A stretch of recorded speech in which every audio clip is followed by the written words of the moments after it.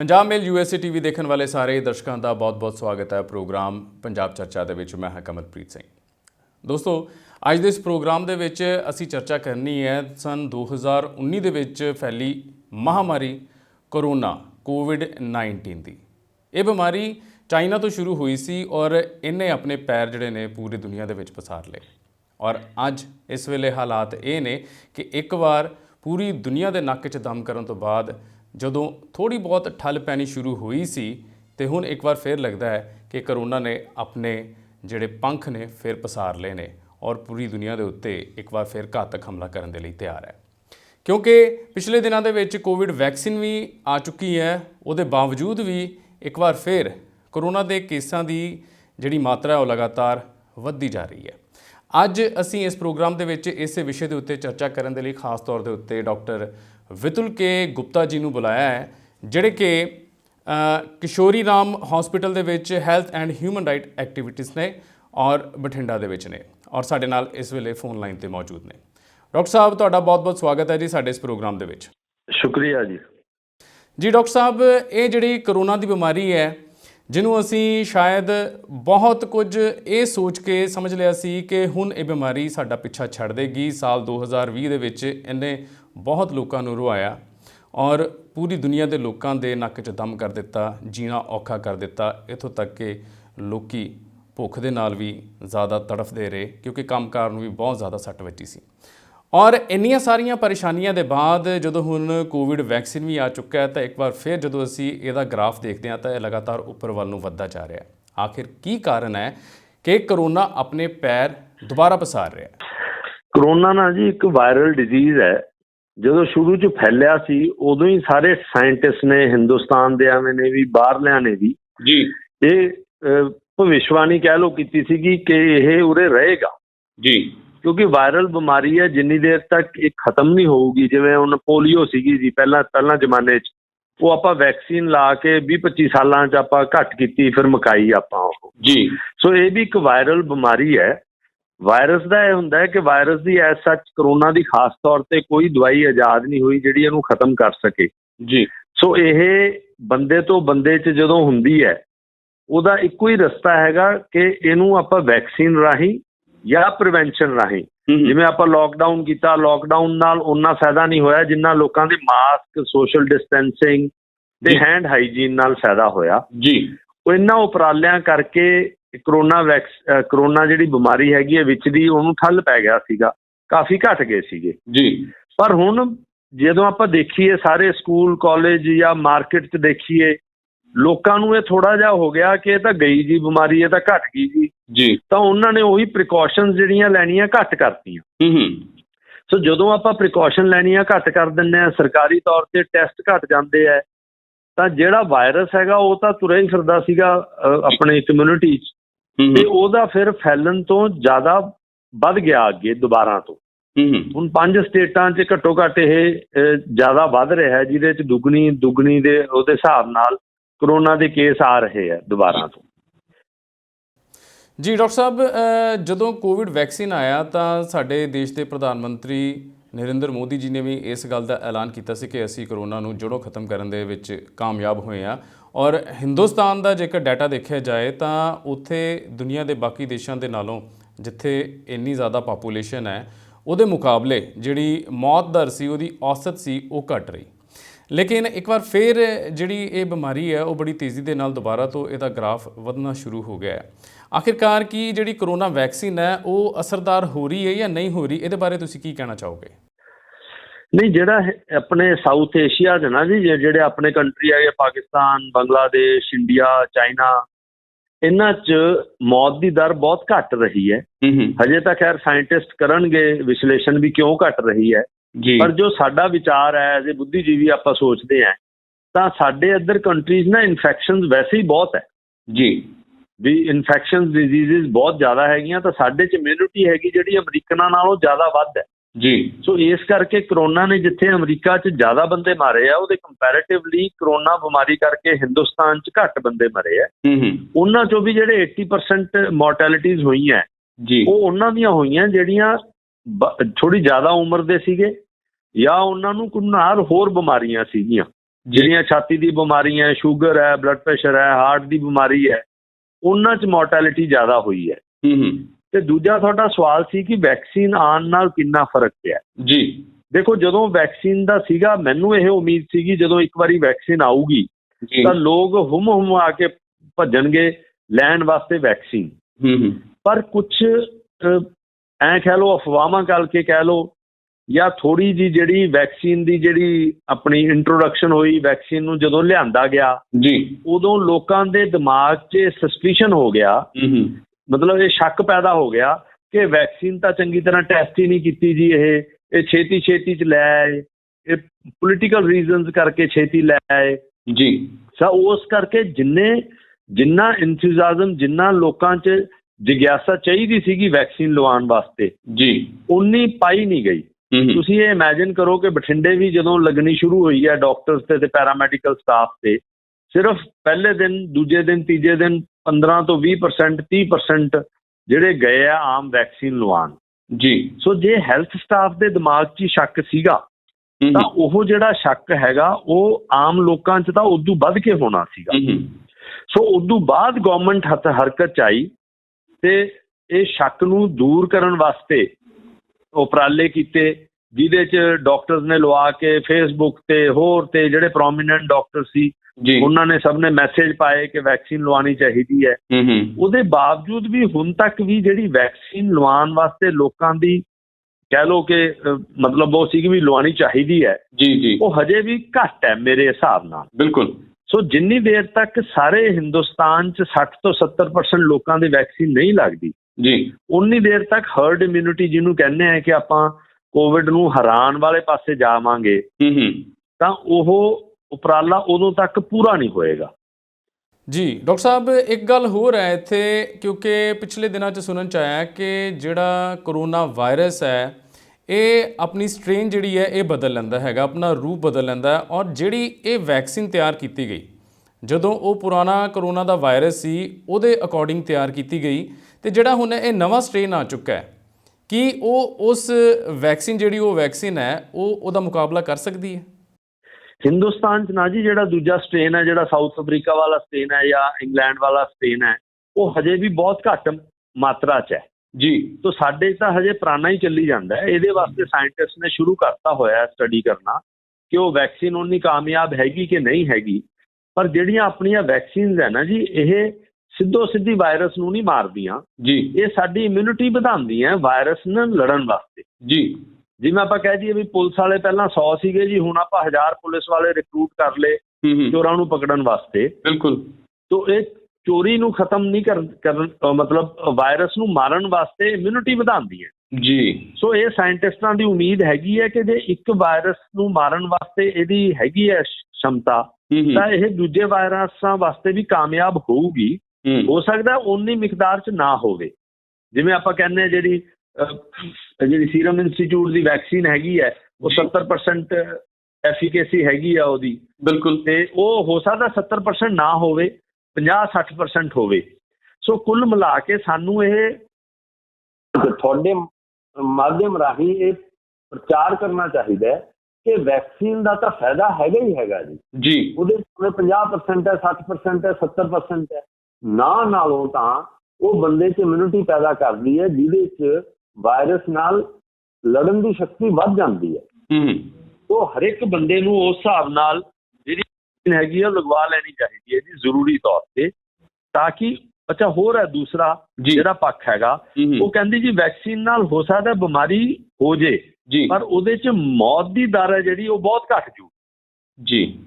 ਸੋ vaccine ਬਾਰੇ ਤਾਂ ਕੋਈ ਡਾਊਟ ਨਹੀਂ ਹੋਣਾ ਚਾਹੀਦਾ ਕਿਸੇ ਵੀ ਦੇ ਦਿਮਾਗ 'ਚ ਕਿ ਇਹਦਾ ਫਾਇਦਾ ਨਹੀਂ ਹੋਣਾ ਜੀ, ਨਹੀਂ ਲਵਾਉਣੀ ਚਾਹੀਦੀ। ਕਿਉਂਕਿ ਆਮ ਤੌਰ ਤੇ ਮੇਰੇ ਕੋਲ ਵੀ 5-7-10 ਫੋਨ ਰੋਜ਼ ਆ ਜਾਂਦੇ ਆ ਦੋਸਤਾਂ ਦੇ ਵੀ, ਹੋਰ ਵੀ, ਕਿ ਜੀ ਇਹ ਫੇਕ ਨਿਊਜ਼ ਕੋਈ ਵਟਸਐਪ ਕਰ ਦਿੰਦਾ ਹੈ ਕਿ ਜੀ ਉਹਦੇ ਵੈਕਸੀਨ ਲਵਾਈ ਸੀ, ਸੈਕਿੰਡ ਡੋਜ਼ ਲਵਾਈ ਸੀ, ਉਹਨੂੰ ਧੁੰਦਲਾ ਦਿਖਣਾ ਸ਼ੁਰੂ ਹੋ ਗਿਆ, ਉਹ ਕਹਿੰਦਾ ਜੀ ਮੇਰੀ ਐਨਕ ਕਿੱਥੇ ਹੈ, ਐਨਕ ਤਾਂ ਉਹਦੇ ਲੱਗੀ ਵੀ ਸੀ ਜੀ।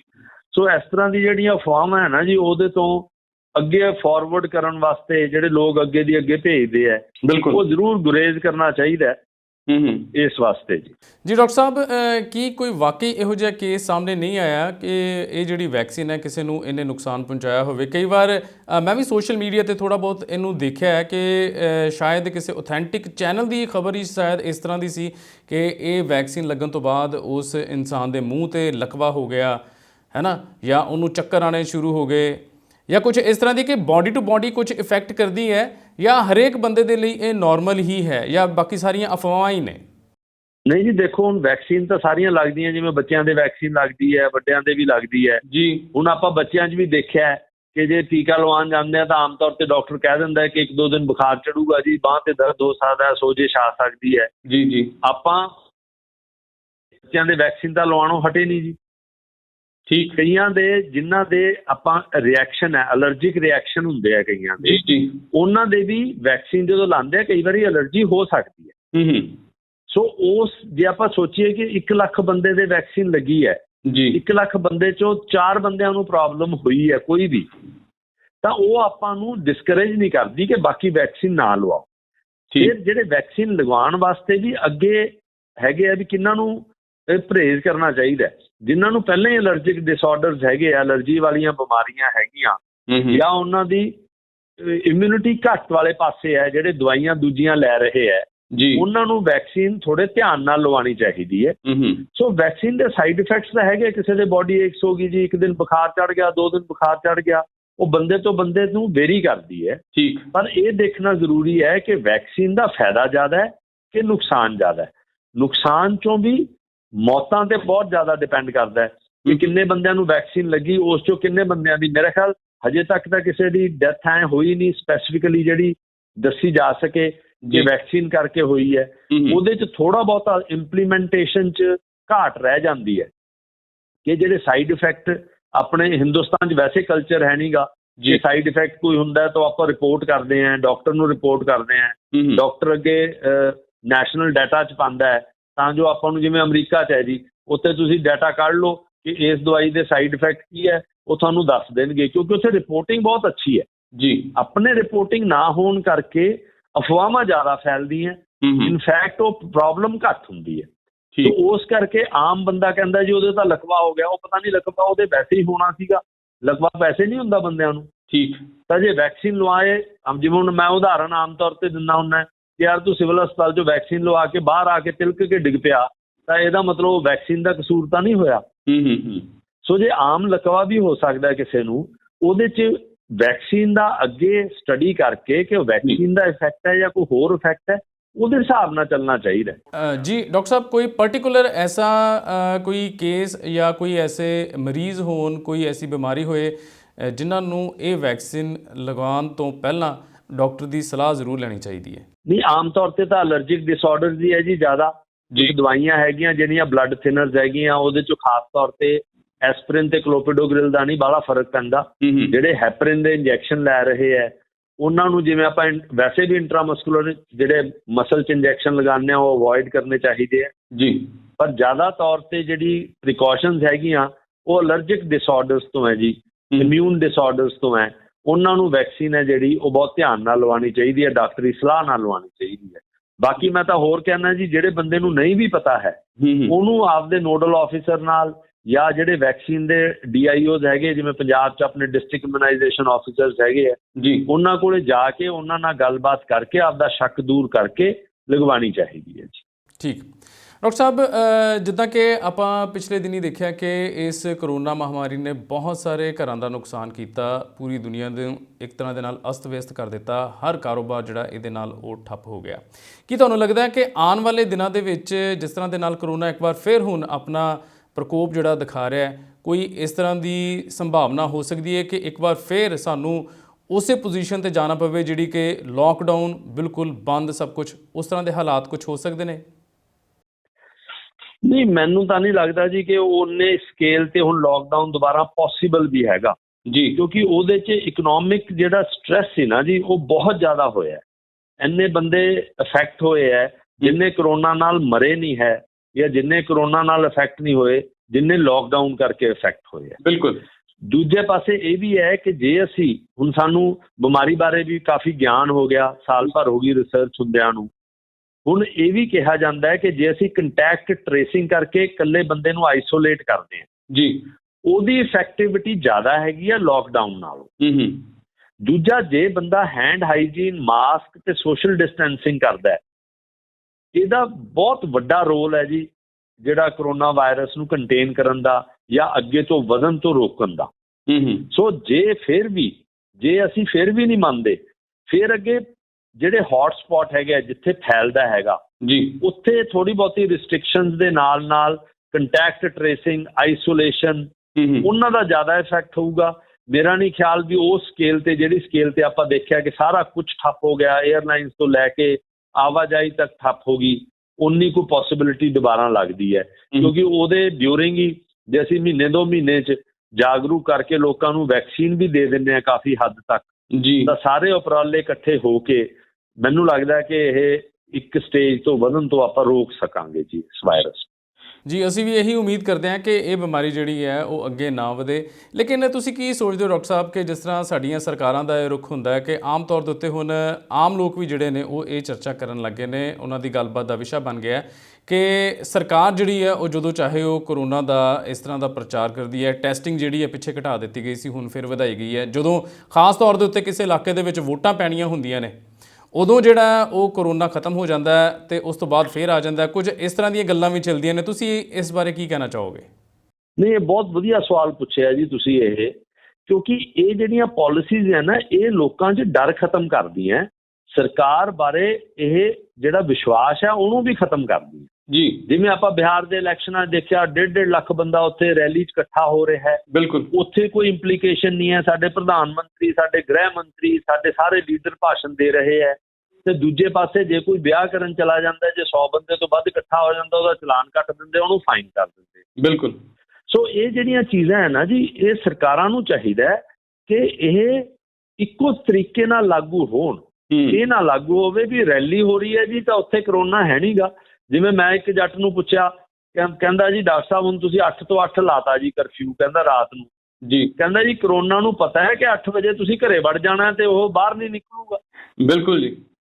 ਸੋ ਉਸ ਦਾ ਇਰਰੈਸ਼ਨਲ ਹੁੰਦਾ ਕਿ ਜੀ ਤੁਸੀਂ ਵੈਸੇ ਹੀ ਘੱਟ ਕਰੋ ਕਿ ਜਿੱਥੇ ਵੀ ਇਰਰਿਸਪੈਕਟਿਵ ਆਫ ਪੋਲੀਟੀਕਲ ਫੰਕਸ਼ਨ, ਜੇ ਕੋਈ ਲੀਡਰ ਦੇ ਉਹਦਾ ਵਿਆਹ ਹੈ ਜਾਂ ਲੀਡਰ ਦੇ ਉਹਦਾ ਭੋਗ ਹੈ, ਤੁਸੀਂ ਉਹਦੇ ਡਿਊਰਿੰਗ ਲੋਕਡਾਊਨ ਵੀ ਦੇਖਿਆ ਹੋਣਾ, ਜਦੋਂ 50 ਬੰਦੇ ਜਾਂ 20 ਬੰਦੇ ਇਕੱਠੇ ਹੋ ਸਕਦੇ ਸੀਗੇ, 400-400 500-500 ਬੰਦਾ ਹੁੰਦਾ ਸੀ ਇਕੱਠਾ, ਬਿਨਾਂ ਮਾਸਕਾਂ ਦੇ ਹੁੰਦਾ ਸੀਗਾ, ਉਹਨਾਂ ਤੇ ਕੋਈ ਐਕਸ਼ਨ ਨਹੀਂ ਹੁੰਦਾ ਸੀ। ਸੋ ਇਸ ਕਰਕੇ ਸਰਕਾਰਾਂ ਦਾ ਵੀ ਰੋਲ ਹੈਗਾ ਲੋਕਾਂ 'ਚ ਥੋੜ੍ਹੀ ਜਿਹੀ ਰਿਲੈਕਸੇਸ਼ਨ ਕਰਨ ਦਾ ਕਿ ਜੀ ਇਹ ਤਾਂ ਐਵੇਂ ਮਾਰੀ ਜਾਂਦੇ ਆ, ਭਕਾਈ ਕਿੱਥੇ ਹੈ ਜੀ ਕਰੋਨਾ। ਸੋ ਦੂਜਾ ਕੰਮ ਜਿਹੜਾ ਮੈਂ ਸੋਚਦਾ ਕਿ ਜਿੰਨਾ ਹੁਣ ਜਿਵੇਂ ਹੈਲਥ ਬਜਟ ਆਇਆ ਜੀ, ਹੈਲਥ ਬਜਟ ਦਾ ਕਹਿਤਾ ਜੀ 134% ਇਨਕਰੀਜ਼ ਕਰਤਾ ਹੈਲਥ ਬਜਟ। ਉਹ ਜੋ ਦੇਖਿਆ ਗਿਆ, ਜਦੋਂ ਵਿਸ਼ਲੇਸ਼ਣ ਕੀਤਾ ਤਾਂ ਉਹਦੇ 'ਚੋਂ ਜਿਹੜਾ ਵੱਡਾ ਹਿੱਸਾ ਉਹਨਾਂ ਨੇ ਪਾਣੀ ਤੇ ਸੈਨੀਟੇਸ਼ਨ ਦਾ ਜਿਹੜਾ ਸੀਗਾ ਉਹ ਹੈਲਥ ਬਜਟ 'ਚ ਪਾਤਾ ਜੀ। ਅਲਟੀਮੇਟਲੀ ਹੈਲਥ ਬਜਟ ਸਿਰਫ 10% ਇਨਕਰੀਜ਼ ਹੋਇਆ, ਪ੍ਰੋਜੈਕਟ ਕੀਤਾ 134-35%।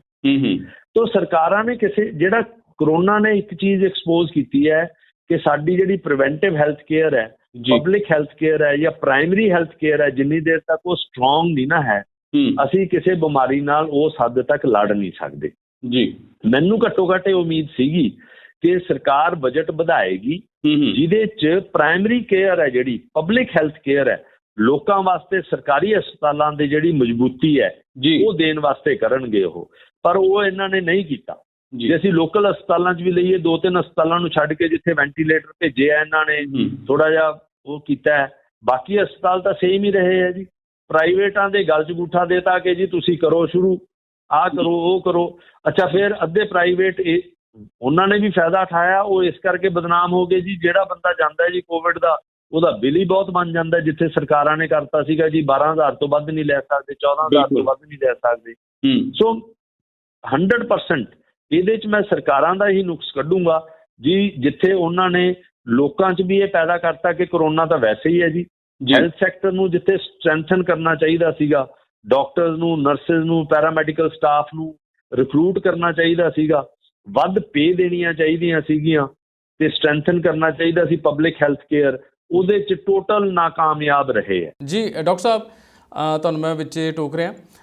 ਮੈਂ ਤੁਹਾਡੇ ਤੋਂ ਇਹ ਜਿਹੜੀ ਤੁਸੀਂ ਗੱਲ ਹੁਣੇ ਕੀਤੀ ਸੀ, ਮੈਂ ਉਹਦੇ ਨਾਲ ਰਿਲੇਟਡ ਗੱਲ ਤੁਹਾਡੇ ਕੋਲੋਂ ਜ਼ਰੂਰ ਪੁੱਛਣਾ ਚਾਹੁੰਦਾ ਸੀਗਾ ਇਹਦੇ ਲਈ, ਕਿ ਜਿੱਦਾਂ ਤੁਸੀਂ ਦੱਸਿਆ ਕਿ ਜਿਹੜੇ ਹਸਪੀਟਲ ਨੇ, ਪ੍ਰਾਈਵੇਟ ਹਸਪੀਟਲ ਨੇ, ਜਦੋਂ ਕੋਈ ਕਰੋਨਾ ਪੇਸ਼ੈਂਟ ਉੱਥੇ ਜਾਂਦਾ ਹੈ ਤਾਂ ਉਹਦਾ ਇੰਨਾ ਕੁ ਜ਼ਿਆਦਾ ਵੱਡਾ ਬਿੱਲ ਬਣ ਜਾਂਦਾ ਹੈ। ਆਖਿਰ ਇਹਦੀ ਕੋਈ ਦਵਾਈ ਤਾਂ ਹੈ ਨਹੀਂ ਹੈ, ਅਤੇ ਉਹ ਜਿਹੜੇ ਪ੍ਰਾਈਵੇਟ ਹਸਪੀਟਲ ਨੇ ਆਖਿਰਕਾਰ ਉਹ ਕਿਹੋ ਜਿਹਾ ਇਲਾਜ ਕਰਦੇ ਨੇ ਜਿਹੜਾ ਇੰਨਾ ਕੋਸਟਲੀ ਹੈ? ਇਹਦੀ ਇੰਨੀ ਕਾਸਟ ਕਿਉਂ ਹੁੰਦੀ ਹੈ? ਕਾਸਟ ਨਹੀਂ ਜ਼ਿਆਦਾ ਹੁੰਦੀ ਜੀ, ਉਹਦੇ 'ਚ ਜਿਹੜੇ ਐਂਟੀਬਾਇਓਟਿਕਸ ਹੈ, ਕਈ ਜਿਹੜੇ ਸੀਰੀਅਸ ਪੇਸ਼ੈਂਟਸ ਹੈ ਉਹਨਾਂ ਨੂੰ ਐਂਟੀਬਾਇਓਟਿਕ, ਐਕਸਪੈਂਸਿਵ ਐਂਟੀਬਾਇਓਟਿਕ ਲੱਗਣੀਆਂ ਚਾਹੀਦੀਆਂ, ਉਹਦੇ ਚਾਹੀਦੀਆਂ ਹੁੰਦੀਆਂ।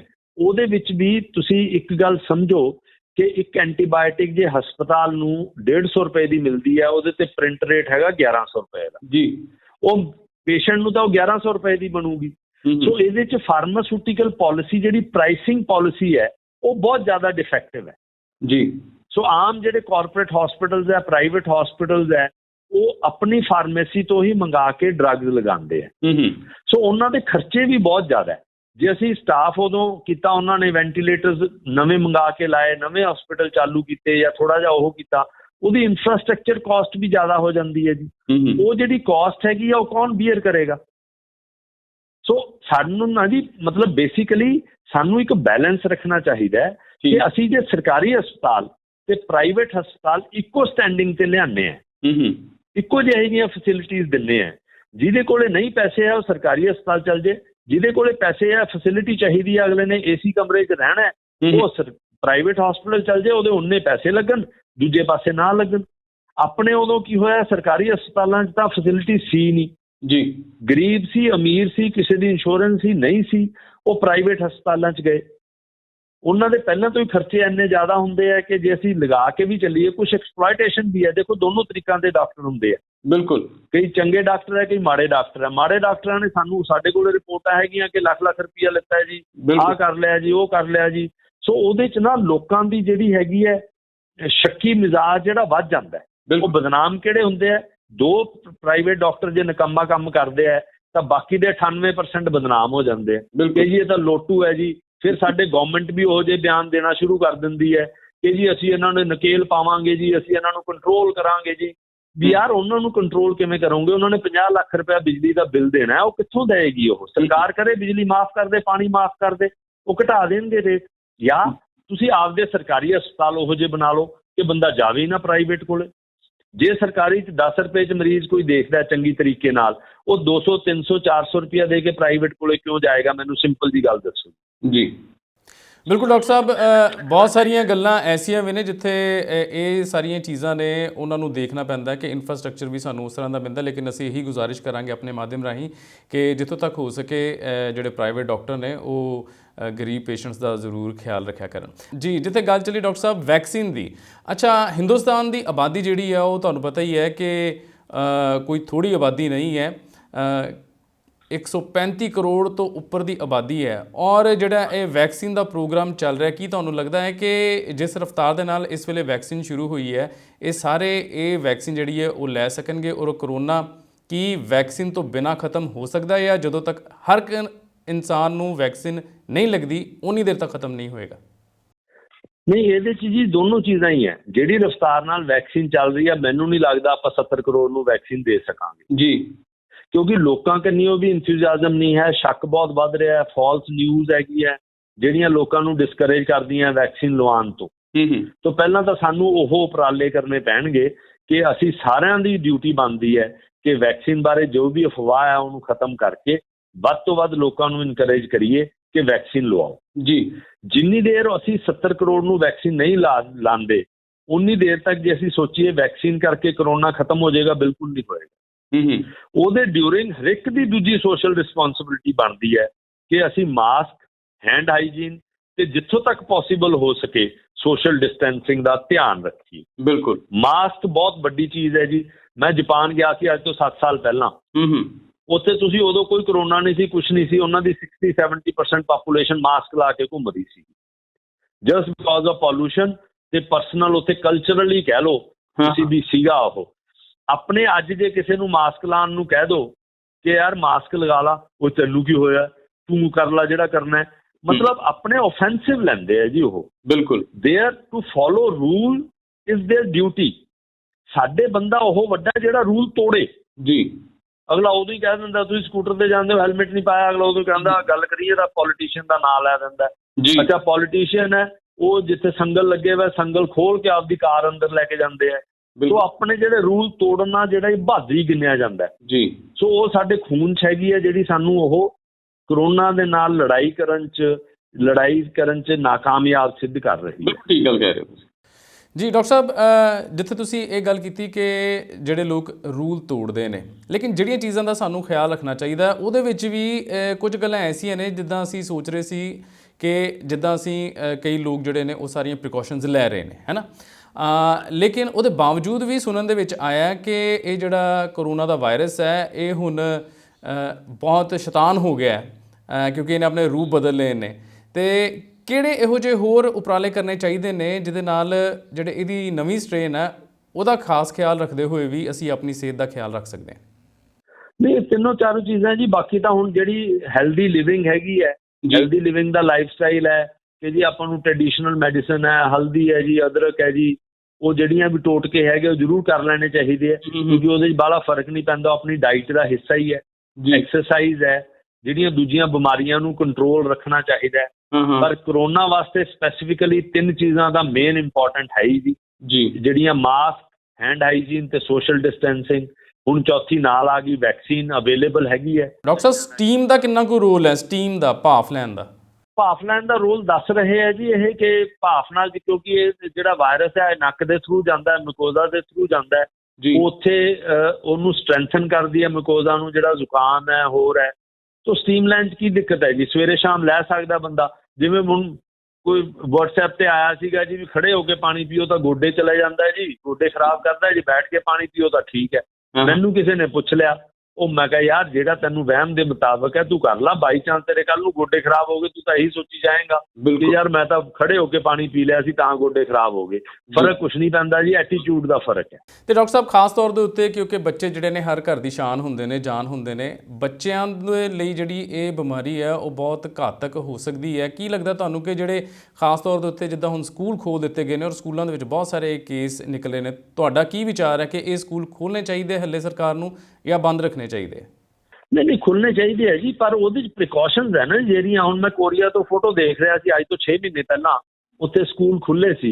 ਤੁਸੀਂ ਇਮੈਜਿਨ ਨਹੀਂ ਕਰੋਗੇ ਕਿ ਹਰ ਇੱਕ ਡੈਸਕ ਦੇ ਅੱਗੇ ਸ਼ੀਲਡ ਲੱਗੀ ਹੋਈ ਹੈ। ਉਹਨਾਂ ਨੇ ਕਲਾਸਰੂਮਸ ਵਧਾਤੇ, ਜਿਵੇਂ ਪਹਿਲਾਂ 35 ਬੱਚੇ ਸੀਗੇ ਹੁਣ ਉਹ 25 ਬੰਦਿਆਂ ਵਾਸਤੇ 25 ਬੱਚਿਆਂ ਦਾ ਇੱਕ ਕਲਾਸਰੂਮ ਕਰਤਾ, ਨਾਲ ਦੂਜੀ ਬਿਲਡਿੰਗ ਬਣਾਤੀ ਉਹਨਾਂ ਨੇ। ਸੋ ਉਹੋ ਜਿਹੇ ਉਪਰਾਲੇ ਜਿਹੜੇ ਕਰਨੇ ਚਾਹੀਦੇ ਹੈ ਜੀ। ਸਕੂਲ ਬੰਦ ਕਰਨਾ ਕੋਈ ਉਹ ਨਹੀਂ ਹੈ ਕਿ ਆਪਾਂ ਸਕੂਲ 'ਚੋਂ ਹੁਣ ਕੱਲ੍ਹ ਪਰਸੋਂ ਦੀ UN ਦੀ ਰਿਪੋਰਟ ਸੀਗੀ ਕਿ ਹਿੰਦੁਸਤਾਨ 'ਚ ਮੈਕਸੀਮਮ ਬੱਚੇ ਪੜ੍ਹਾਈ ਤੋਂ ਵਾਂਝੇ ਰਹਿ ਗਏ ਜੀ। ਤੇ ਉਹ ਜਿਹੜਾ ਨੁਕਸਾਨ ਹੈ ਉਹ ਬਹੁਤ ਜ਼ਿਆਦਾ ਹੋ ਰਿਹਾ ਹੈ। ਉਹਦੀ ਜਗ੍ਹਾ ਤੇ ਅੱਛਾ ਫਿਰ ਉਹੀ ਗੱਲ ਆ ਜਾਂਦੀ ਹੈ ਜੀ ਪਬਲਿਕ ਤੇ ਪ੍ਰਾਈਵੇਟ ਦੀ। ਪ੍ਰਾਈਵੇਟ ਵਾਲਾ ਅਗਲਾ ਪੈਸੇ ਨਹੀਂ ਖਰਚਦਾ, ਅਗਲਾ ਕਹਿੰਦਾ ਯਾਰ ਮੈਨੂੰ ਕਿਹੜਾ ਫੀਸਾਂ ਦੇਣੀਆਂ, ਰੋਜ਼ ਰੌਲਾ ਪੈ ਜਾਂਦਾ ਕਿ ਫੀਸਾਂ ਨਹੀਂ ਦਿੰਦੇ, ਆਹ ਨਹੀਂ ਦਿੰਦੇ, ਉਹ ਨਹੀਂ ਦਿੰਦੇ। ਸਰਕਾਰੀ ਪੈਸੇ ਖਰਚਦੇ ਨਹੀਂ ਐਜੂਕੇਸ਼ਨ ਤੇ। ਸੋ ਕੋਈ ਵੀ ਸਰਕਾਰ ਇਰਰਿਸਪੈਕਟਿਵ ਆਫ ਪੋਲੀਟੀਕਲ ਐਫੀਲੀਏਸ਼ਨ, ਭਾਵੇਂ ਇਹਦੀ ਸਰਕਾਰ ਹੈ ਭਾਵੇਂ ਉਹਦੀ ਸਰਕਾਰ ਹੈ, 2 ਚੀਜ਼ਾਂ ਤੇ ਪੈਸਾ ਜਿਹੜਾ ਹੈਗਾ ਸਰਕਾਰ ਘੱਟ ਖਰਚ ਰਹੀ ਹੈ, ਹੈਲਥ ਤੇ ਐਜੂਕੇਸ਼ਨ ਜੀ। ਤੀਸਰਾ ਇਨਫਰਾਸਟ੍ਰਕਚਰ। ਜਿਹੜੀਆਂ ਇਹ 3 ਚੀਜ਼ਾਂ ਤੋਂ ਬਿਨਾਂ ਅਸੀਂ ਕਹਿੰਦੇ ਸੁਪਰ ਪਾਵਰ ਬਣ ਜਾਵਾਂਗੇ ਜੀ, 5 ਟ੍ਰਿਲੀਅਨ ਬਣ ਜਾਵਾਂਗੇ ਜੀ, ਕੁਛ ਨਹੀਂ ਪਿਆ ਜੀ ਉਹਨਾਂ 'ਚ। ਜਿੰਨੀ ਦੇਰ ਤੱਕ ਸਰਕਾਰਾਂ ਹੈਲਥ ਤੇ ਐਜੂਕੇਸ਼ਨ ਤੇ ਪੈਸਾ ਨਹੀਂ ਖਰਚਣਗੀਆਂ, ਪ੍ਰਾਈਵੇਟ ਤੇ ਪਬਲਿਕ ਨੂੰ ਨਹੀਂ ਮਤਲਬ ਕੰਪੀਟੀਸ਼ਨ 'ਚੋਂ ਕੱਢਣਗੀਆਂ, ਉਨੀ ਦੇਰ ਤੱਕ ਕੁਛ ਨਹੀਂ ਹੋਣਾ ਜੀ। ਤਾਂ ਸਕੂਲ ਜ਼ਰੂਰ ਖੁੱਲ੍ਹਣੇ ਚਾਹੀਦੇ ਆ, ਇਨਫਰਾਸਟ੍ਰਕਚਰ ਇਹਨਾਂ ਨੂੰ ਵਧਾਉਣਾ ਚਾਹੀਦਾ, ਪੂਰੀਆਂ ਪ੍ਰੀਕਾਸ਼ਨਸ ਨਾਲ ਬੱਚਿਆਂ ਨੂੰ ਉੱਥੇ ਰੱਖਣਾ ਚਾਹੀਦਾ ਜੀ। ਡਾਕਟਰ ਸਾਹਿਬ ਤੁਸੀਂ ਆਪਣੇ ਕੀਮਤੀ ਸਮੇਂ ਦੇ ਵਿੱਚੋਂ ਸਮਾਂ ਕੱਢ ਕੇ ਸਾਡੇ ਨਾਲ ਆਪਣੇ ਵਿਚਾਰ ਸਾਂਝੇ ਕੀਤੇ ਔਰ ਖ਼ਾਸ ਤੌਰ ਦੇ ਉੱਤੇ ਜਿਹੜੀ ਮਹਾਮਾਰੀ ਕਰੋਨਾ ਉਹਦੇ ਬਾਰੇ ਤੁਸੀਂ ਦੱਸਿਆ ਕਿ ਇਹਦਾ ਜਿਹੜਾ ਜੇਕਰ ਆਪਾਂ ਬਚਾਅ ਕਰਨਾ ਹੈ ਤਾਂ ਉਹਦੇ ਲਈ ਸਾਨੂੰ ਵੈਕਸੀਨ ਵੀ ਜ਼ਰੂਰ ਲਗਾਉਣਾ ਚਾਹੀਦਾ ਹੈ ਔਰ ਸਟ੍ਰੇਨ ਚਾਹੇ ਕਰੋਨਾ ਬਦਲ ਲਵੇ ਲੇਕਿਨ ਅਸੀਂ ਆਪਣਾ ਖਿਆਲ ਉਸੇ ਤਰ੍ਹਾਂ ਦੇ ਨਾਲ ਰੱਖਣਾ ਹੈ। ਮਾਸਕ ਜਿਹੜਾ ਉਹ ਲਗਾਉਣਾ ਹੈ, ਸੈਨੀਟਾਈਜ਼ਰ ਯੂਜ਼ ਕਰਨਾ ਹੈ, ਹੱਥ ਧੋਣੇ ਹੈ, ਸਾਫ਼ ਸਫਾਈ ਦਾ ਖਿਆਲ ਰੱਖਣਾ ਹੈ ਔਰ ਇੱਕ ਦੂਜੇ ਤੋਂ ਥੋੜ੍ਹੀ ਦੂਰੀ ਜਿਹੜੀ ਹੈ ਉਹ ਜ਼ਰੂਰ ਬਣਾ ਕੇ ਰੱਖਣੀ ਹੈ। ਬਿਲਕੁਲ ਜੀ, ਕਰੋਨਾ ਨੇ ਸਾਨੂੰ ਹੈਲਥ ਬਾਰੇ ਸੁਚੇਤ ਕਰਤਾ ਜੀ। ਬਸ ਇੱਕ ਗੱਲ ਹੋਰ ਕਰ ਲਓ ਕਿਉਂਕਿ ਸਾਰੀਆਂ ਚੀਜ਼ਾਂ ਪਿੱਛੇ ਹੈ। ਜੇ ਹੈਲਥ ਹੈਗੀ ਹੈ, ਹੈਲਥ ਵੀ ਹਰ ਇੱਕ ਦੀ ਦੇਖੋ ਹਰ ਇੱਕ ਦੀ ਆਪਣੀ ਆਪਣੀ ਜ਼ਿੰਮੇਵਾਰੀ ਹੈ। ਸਰਕਾਰਾਂ ਦੀ ਆਪ ਦੀ ਜ਼ਿੰਮੇਵਾਰੀ ਹੈ, ਡਾਕਟਰ ਦੀ ਆਪ ਦੀ ਜ਼ਿੰਮੇਵਾਰੀ ਹੈ, ਐਜ਼ ਏ ਸੋਸ਼ਲ ਆਪਣੇ ਕਮਿਊਨਿਟੀ ਦੀ ਆਪ ਦੀ ਜ਼ਿੰਮੇਵਾਰੀ ਹੈ। ਪਰ ਜੇ ਹਰ ਇੱਕ ਬੰਦਾ ਆਪ ਦੀ ਜ਼ਿੰਮੇਵਾਰੀ ਸਮਝੇਗਾ ਤਾਂ ਉਹ ਆਪਣੇ ਆਪ ਹੀ ਨੈਸ਼ਨਲ ਜ਼ਿੰਮੇਵਾਰੀ ਹੋ ਜਾਣੀ ਹੈ ਜੀ। ਜੇ ਇੱਕ ਵੀ ਬੰਦਾ ਤੋੜੂਗਾ ਤਾਂ ਉਹ ਸਾਰੇ ਹਿੰਦੁਸਤਾਨ ਦਾ ਹੀ ਕੰਮ ਖਰਾਬ ਹੋਣਾ ਹੈ ਜੀ। ਉਹਦੇ 'ਚ ਸਭ ਦੀ ਵਾਰੀ ਆਣੀ ਹੈ ਇੱਕ ਵਾਰੀ। ਤੋ ਜੇ ਅਸੀਂ ਸੋਚ ਜਾਾਂਗੇ ਵੀ ਅਸੀਂ ਇਕੱਲੇ ਰਹਿ ਜਾਾਂਗੇ ਜੀ, ਕੁਝ ਨਹੀਂ ਰਿਹਾ ਜਾਣਾ ਹੈ। ਜੀ ਡਾਕਟਰ ਸਾਹਿਬ, ਤੁਹਾਡਾ ਬਹੁਤ ਬਹੁਤ ਸ਼ੁਕਰੀਆ। ਤੁਸੀਂ ਆਪਣੇ ਵਿਚਾਰ ਸਾਡੇ ਨਾਲ ਸਾਂਝੇ ਕੀਤੇ, ਸਾਡੇ ਦਰਸ਼ਕਾਂ ਨੂੰ ਬਹੁਤ ਗਿਆਨ ਭਰਪੂਰ ਜਾਣਕਾਰੀ ਦਿੱਤੀ। ਅਸੀਂ ਤੁਹਾਡਾ ਬਹੁਤ ਬਹੁਤ ਧੰਨਵਾਦ ਕਰਦੇ ਹਾਂ ਜੀ। ਸ਼ੁਕਰੀਆ। ਥੈਂਕ ਯੂ ਜੀ, ਥੈਂਕ ਯੂ ਜੀ।